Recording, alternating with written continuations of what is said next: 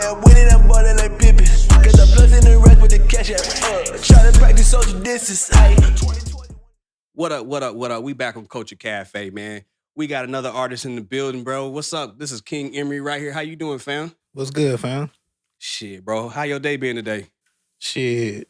Same shit, different toilet. I can't complain. I heard that, bro. So tell everybody a little bit about yourself, like your background, where you from, you know. Yeah.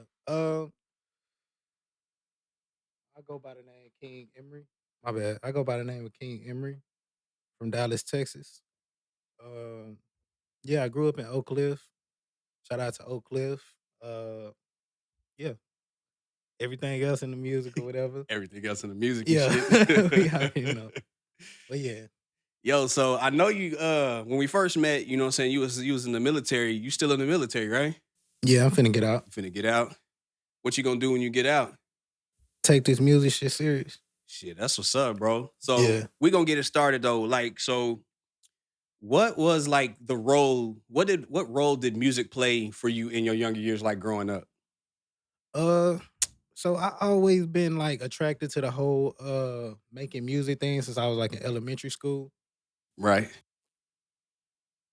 It was like just something that like kind of interested me in the early age, and I remember we had a school project or some shit like that, and they had me like pretty much just it was like a project we had to make a rap song about the summer or whatever.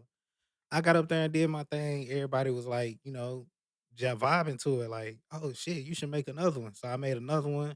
I used to show my sister and shit. My sister was a hater or whatever. In a fun way though. She wasn't like seriously hating, but she used to tell me like you gotta do this better, you gotta do that better. And that kind of motivated me to try to prove to my sister that, we gonna make this thing happen. So later on in life rather, I get in high school and one of my homies by the name of B Sizzle, shout out to B Sizzle. He was a kind of guy that was like going to my school, and he was like, he recorded a song and he just put it up. I was like, damn, how you do this? So he told me the program and all that shit. Then I started making shit in high school. And then I just started putting songs and shit out. Then I joined the military, stopped for a little bit. I met somebody out here that do music. So I'm like, bro, this is the third time I'd have made somebody that's doing music that's telling me to do this shit. So I'm like, fuck it. I might as well go ahead and do it. And his name, Rigo, he found a studio and shit for me. We've been hooking up with Tonic Slam ever since. And yeah, that's when the music started. So like, is there anybody else in your family who's musically talented, or is it just you? Well, yeah, my dad is a real big music person. But he's like the traditional music, like playing instruments and stuff like Oh, that. okay. Like, yeah, he's like playing harmonica, playing the bass drums and stuff like that. He always like, make music and shit. Oh, so he can read music like. Yeah, he can. He be So getting it in. he can Yeah. really do like real classical music, things like that. Yeah, So being in the Navy, thank you for your service, by the way. appreciate it. I know you be having long ass deployments. Not no more. Not I'm on shore. anymore? I'm on shore duty You right on now. shore duty so, right yeah, now? I'm kicking it right So now. okay, let's say when did the Navy ever really affect how like your progress when it comes to making music or putting out projects when you did have to do your deployments? Yeah, it definitely did. It gave me a pause or whatever. But the good thing that came from the military is the people that I met in the military, and they kind of like those relationships that I keep, close. They kind of got me back into the music thing. It also was a good marketing tool for me to do the music since I was out here. And nobody really knew who the fuck King Emery was or nothing like that. So I finally had a platform, like, a baseline of like people who I can get to like check in. And then it wasn't long before I started branching out of the military to like regular civilians and shit to start fucking with my message and everything that I bring to the table. Yo, that's what's up.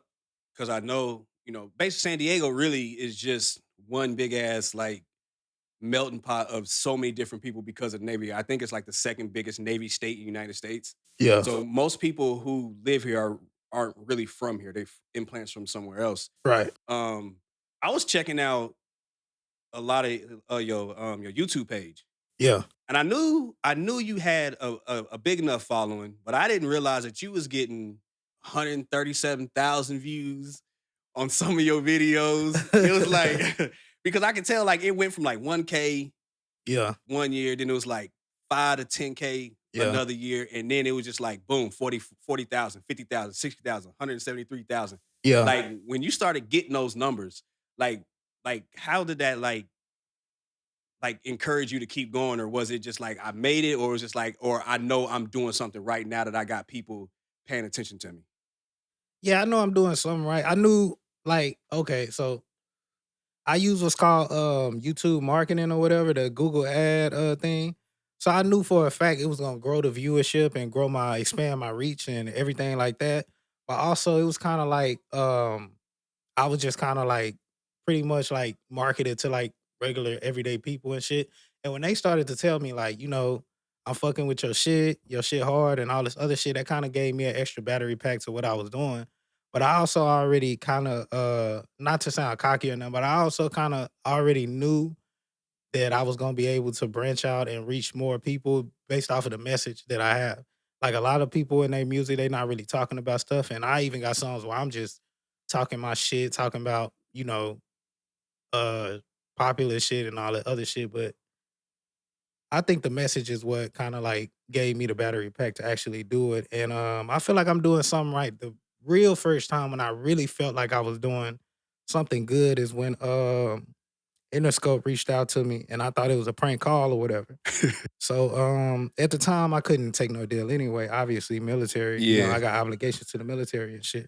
That just kind of like gave me a more like it gave me a surreal feeling, but it also validated what I thought all along. Like I can really do something with this music shit. right. That's crazy. And I know being in the military, you can't sign no contract. You make too much money outside of that, they be like, you gotta go. Yeah, Like for sure. you can't, you For can't sure. be here. You win the lottery, they kicking you out, bro, because Yeah. they know you're not gonna want to do anything. Yeah. Like, cause they like this is the money he need to survive, but once he makes that certain amount, he's not gonna be proficient in Yeah. what we need him to do. Yeah. When was the last time you performed in front of an audience since COVID? And then the fact that we might be going back down into another lockdown due to the Delta virus spreading everywhere. So I ain't performed in front of an audience in a minute, but I'm finna do my first performance in a minute next Thursday actually. We doing it at I forgot what the place is. Y'all forgive me or whatever, but I'm not the only one performing. It's a lot of different artists and shit performing at that. I'm just one of the many artists that we got a special celebrity guest. So it's gonna be out there in Hollywood or whatever. If y'all want to come out, buy a ticket, $15. That's crazy. It's I thought yeah, that was gonna be here. nah, Oh, it's that's gonna be in Hollywood. But yeah, bro. I'm so in LA like every weekend, anyways, bro. yeah, for sure. Pull up. I'm actually gonna be there Sunday. Oh, for real? Yeah, I'm gonna be out there Sunday. There's one of the basketball coaches that's basically like family to us.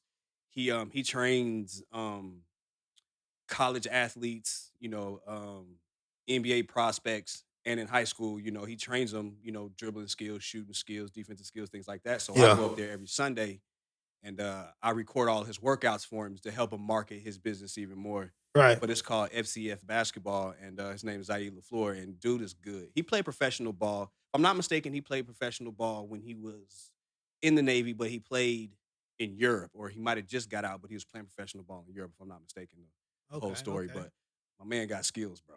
He got Shout out to skills. him. Shout out to him. you But yeah. so since you haven't performed in front of an audience in a long time, when you do perform, how do you get your audience like super energized for your performance? So I usually use that's why it's good to network and shit. I usually use like other artists or stuff to be the hype man or other people that's already tapped in with the music that don't have like stage fright and all this other shit. I know it could be like if you see a full crowd, a lot of people freeze up and shit like that. And I got a lot of anxiety issues myself. So what I do to like take the energy, the hassle of trying to hype everybody up, I just kind of have one of the other homies or something just come up there and like turn everybody up or whatever while I'm performing. They up there like turning up. And yeah, shout out to my nigga Bryce Lee. He gonna be up there when I go up there Thursday or whatever. We finna turn that bitch up, man.